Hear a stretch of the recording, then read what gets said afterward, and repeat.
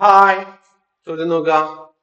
Savings, expenditure savings, അതിലത്തെ ഒരു question ആണ്. എളുപ്പമാണ്. നോക്കുക. The ratio of expenditure to savings of a woman is 4:1 എന്നാണ് തന്നിരിക്കുന്നത്.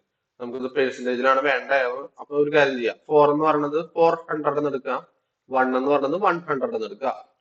400 എക്സ്പെൻഡിച്ചർ ആണ്, 100 എന്ന് പറയുന്നത് സേവിങ്സ് ആണ്.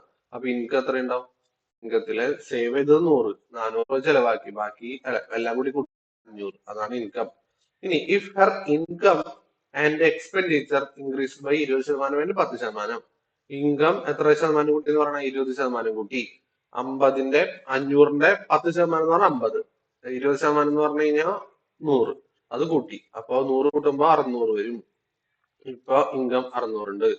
10% എക്സ്പെൻഡിച്ചർ കൂട്ടി. എക്സ്പെൻഡിച്ചർ 10% കൂട്ടാന്ന് പറഞ്ഞാൽ 400ന്റെ 10% 40, 440 440. അങ്ങനെയാണ് ഇപ്പൊ സേവിങ്സ് എത്രയാണ്? 600 440 കുറയ്ക്കുമ്പോ ബാക്കി 160 രൂപ. അപ്പൊ 100ന് എത്ര ശതമാനം കൂടി? 60% കൂടി. Find the percentage change in the savings. 60% കൂടി. 100 ആയതുകൊണ്ട് നമുക്ക് 60% കൂടി എന്ന് എഴുതാൻ പറ്റും. 100ന് 60% കൂട്ടും. 100ന്റെ 60% കൂട്ടുമ്പോ 160 കിട്ടും. അപ്പൊ 60%ആണ് കൂടിയേക്കുന്നത്.